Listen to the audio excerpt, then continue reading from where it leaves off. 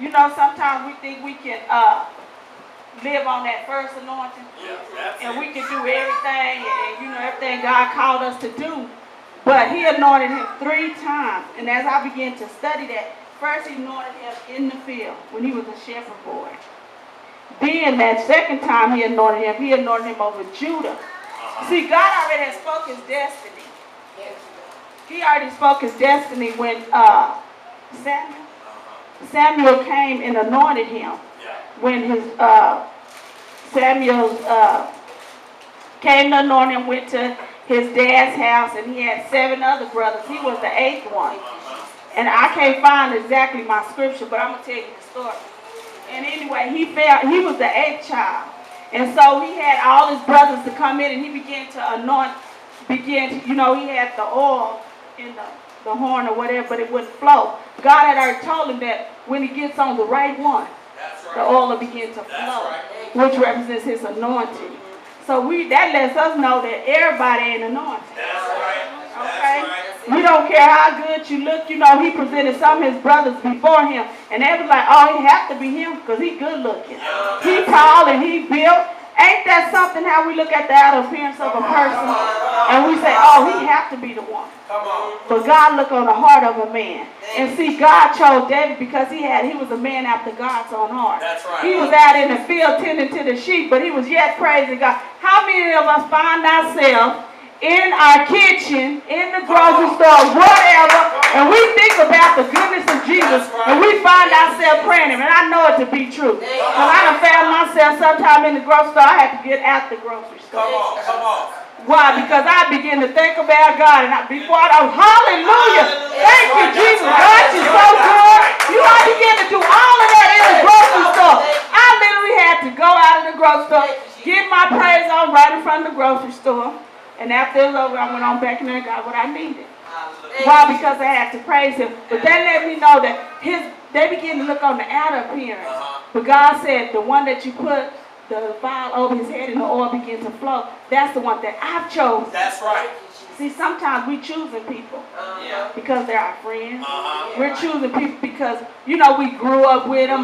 That's my cousin. You know, and that's what I thank God about the pastor here. I just believe that he don't care if all our family show up in there.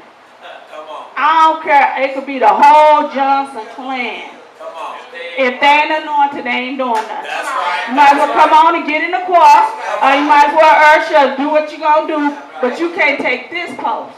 That's right. Because you're not anointed for this post. That's right. That's And I just thank God for that. So long people have been in positions because they're our friends or they're our family members. And I know because I've seen it even now, even on last week. And so I thank God for that. I'm going to read a scripture. But that's what God began to teach me. He anointed David 3 times. He told me study the life of David.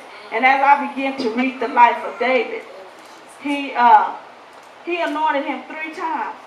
First he anointed him as a shepherd boy. Then he anointed him over Judah. Then he anointed him over Israel, the whole nation. And think about it. First he was just anointed like in local. You know what I'm saying?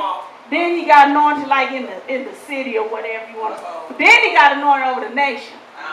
Israel was the whole nation. That's right. God anointed him over. And you know, he didn't just get it handed down. He didn't just get it because God said you're going to get it. He had to go through some stuff. That's right. He had went through a lot of fights, went through a lot of battles. That's right. Some of us have to go through some battles to get where God called us to be.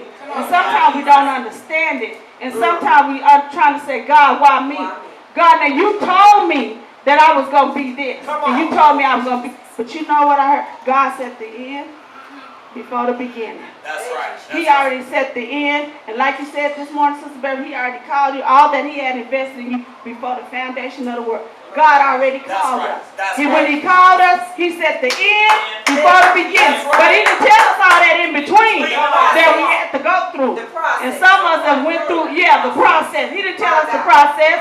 He just told us what I called you to be. That's it. He didn't tell you what you was going to have to go through. And I just thank God for that because I've been going through some stuff myself. But I'm standing on the promises of God. That's right. That's right. I'm trying to remember where the scripture is. I'm reading it in 1 Samuel. Oh, God, you're worthy.